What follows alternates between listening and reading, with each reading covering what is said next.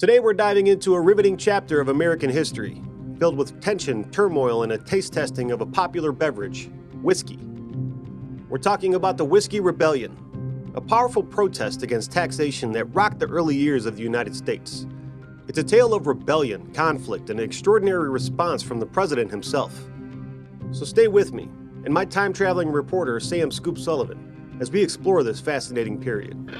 I've arrived in the 1790s, and the spirit of rebellion is in the air. The people are passionate, and there's a sense of unrest brewing.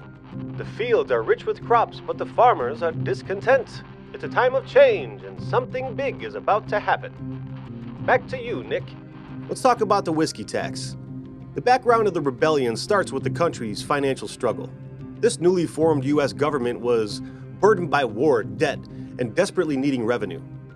Treasury Secretary Alexander Hamilton, known for his financial acumen, proposed a solution: a tax on distilled spirits, primarily whiskey. Just witnessed Hamilton's speech on the whiskey tax, Nick. The urban population seems indifferent, but the rural crowd is in an uproar. Whiskey isn't just a drink here, it's their livelihood. Thank you, Sam.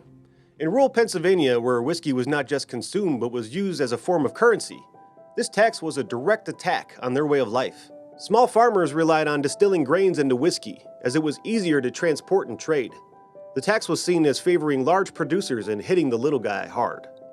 But the tax didn't just ruffle feathers. It ignited a full-blown rebellion.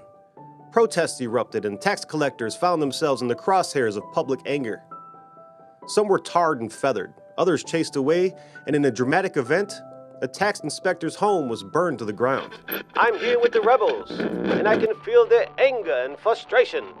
They're organizing, they're determined, and they will not be silenced.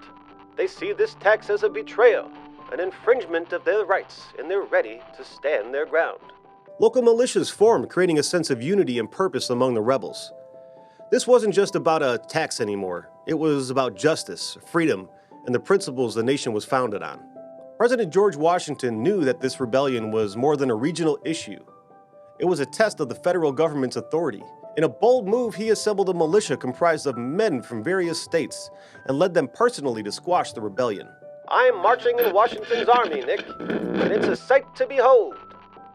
Thousands of men, all following their president.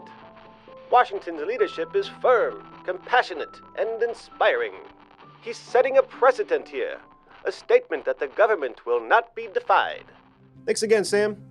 The rebellion was quashed without major bloodshed, but the message was powerful. The government's laws were not to be taken lightly. The federal authority had been tested, and it came out in triumph. The Whiskey Rebellion leaves us with a story of emotions, actions, and consequences. It's a reflection of a young nation struggling to define itself, to balance individual rights and collective responsibility.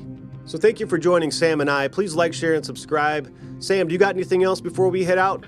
Until next time, Nick, my ears are open, ready to uncover more stories from the past for Sheezy. Did you just say for Sheezy? Where have you been? Over and out.